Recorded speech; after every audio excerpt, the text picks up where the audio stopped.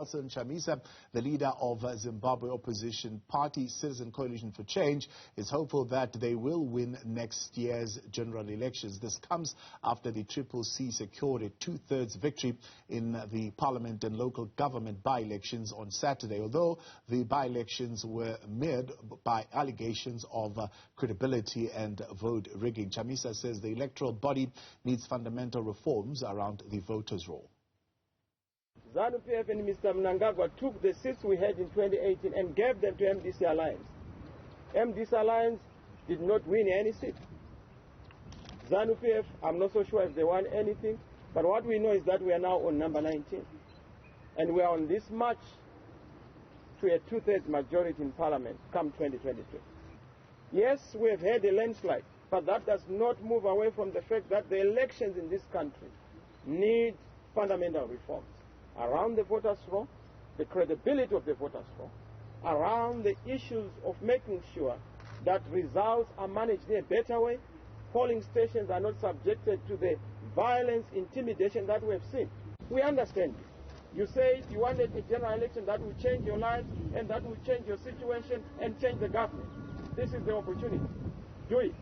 Register to vote. We want to thank you.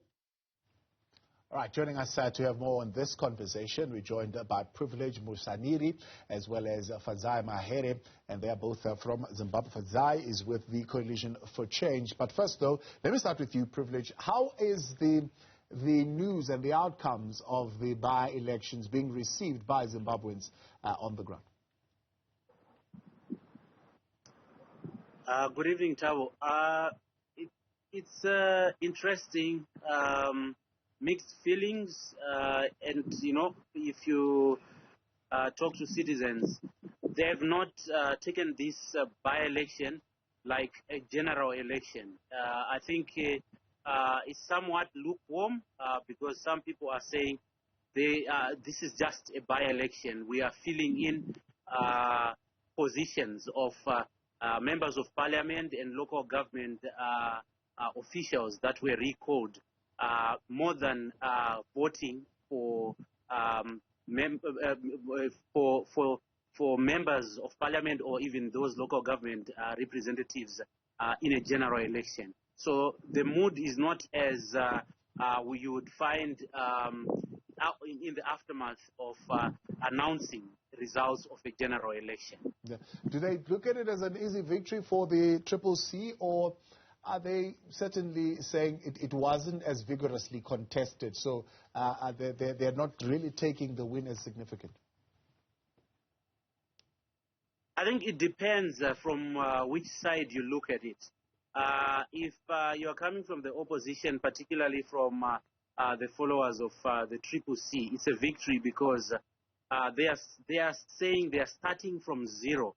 It's a party that is only 2 months old. And this is the first time they've contested in an election, and winning 19 seats in parliament out of the 28 is a major victory for them. And it's a major cause for them to celebrate, because it's a good starting point. If you hear what the leader Nelson Chamisa was saying at the press conference earlier on, he was buoyant and saying that come 2023, this is a good sign that the party will garner more support than what they've received. Yeah. Now. In terms of patterns of voting, what do we learn from the results of this election as far as where the various strongholds of the various parties are at the moment? I think looking at how the trends of the voting patterns in the past years, in the past elections, you would find the opposition, yes, it's very strong in the urban areas. Right now, yes, ZANU-PF is celebrating and saying that they've made inroads in urban areas, but the opposition still maintains that they still have strong support in the urban areas. And if you look at the voting patterns, this time around, Nelson Chamisa was able to hold rallies in some places in the rural areas where you would see huge numbers of people coming to his rallies. So he is also saying that they are making inroads, and he's saying that there isn't nothing that the ruling party can continue to claim that they are strong in the rural areas. So both parties claim to have made inroads in the urban areas and also in the rural areas. Fadzai, let's bring you in here. You're, of course, as Triple C, ecstatic about this victory. 19 parliamentary seats out of 28. You are seeing this as vindication also from the other political formations that recalled some of your members. How are you receiving these results? Thank you very much. As the Citizens Coalition for Change, I think there can be no doubt that the electoral victory for party certainly bodes well in as far as being a barometer for our capacity to win elections, especially as we look towards 2023. I have to say that the victory that we secured, over 60% in both parliament and local government elections, was against the odds. The odds were completely stacked against us. 4 of our rallies were banned. In Bingo, for example, where we beat ZANU-PF, banned in that area. Mr. Mnangagwa went the week we were supposed to go, and he donated bicycles, and yet we still were victorious. We also see that in a lot of urban constituencies, we came in with 0. The NDC had previously held all these seats, and of the 28 seats for parliament that were available, we managed to secure 19, which is a good 61%.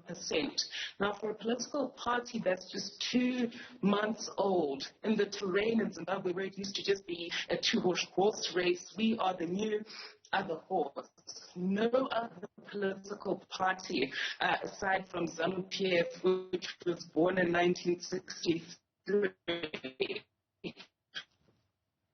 All right, Fadzai, we're having some challenges there with that line. Let's try and connect with you on a better line there. That's Fadzai Mahere speaking for the Citizen Coalition for Change. Still with us, Privilege Musvanhiri. Privilege, the performance of the Zimbabwe Electoral Commission also coming into question here. Are they taking the concerns of the citizens to heart here? Have they made a comment about what people have said they were confronted with when they went to the polling stations? At the moment, we have not heard from the Zimbabwe Electoral Commission as yet. Even the official announcement of the final tally of the results is yet to happen. So there's been concerns, of course, coming from the opposition, individual people, some who were turned away because their names were not appearing at the polling stations that they initially registered. So at the moment, we are still waiting to hear from the Zimbabwe Electoral Commission how they will respond to the various allegations that are being brought against the commission. It is interesting also to note that even today, the Citizen Coalition for Change leader Nelson Chamisa, he said, a lot of things that they are still concerned about the conduct of the Zimbabwe Electoral Commission. And later on, when ZANU-PF also held their news conference, they were praising and praising the Zimbabwe Electoral Commission, saying that they handled the election in a proper manner, and they are satisfied with the way the Zimbabwe Electoral Commission handled, and they were saying that the Zimbabwe Electoral Commission should be vindicated, from all the allegations that are being brought against them by the citizens and the opposition. What are the state of safety and security at the polls this past weekend? Were things generally peaceful on polling day? This is one thing, yes, you would commend the Zimbabwe Electoral Commission. Throughout the country, the situation was generally peaceful. Yes, of course, there are a few incidences that the opposition is citing, but even the Zimbabwe Republic Police was also reporting that there were no incidences throughout the country where maybe there was any violence of some sort. From the looking at some of the polling stations I also visited in central Harare, in the western suburbs in Harare, and in the eastern suburb of Epworth. Yeah, you'd see people coming, to cast their vote peacefully. And, looking at the numbers, there were no major queues, that were being formed at these polling stations. People were just walking in. The process was maybe somebody would take 5 to 10 minutes. They're out of the polling station, unlike, in a general election where people are voting for maybe local government, the members of parliament, as well as the president. Yeah. As far as, of course, this being a litmus test for the elections next year, what is your analysis of how these elections were conducted, and what do they indicate about what can be expected in the elections next year? Going to 2023, I foresee the political temperature will keep on rising. Like Fadzai mentioned earlier on about them not being able to hold rallies in some places. Their rallies were being blocked by the police. You will find that I think going forward with what the opposition, the CCC, just in its formation has scored, you foresee probably, the political temperature rising, and we just hope that there won't be any incidences of violence, and the country will continue to be peaceful in terms of any political processes when leaders shall be going up and across the country, to solicit for votes as in the 2023 elections. And the other thing is, you look at the CCC. Right now, they just had an interim leadership. Of course, Nelson Chamisa and some of the leaders were leading the party just for these 2 months, and they went into this by-election.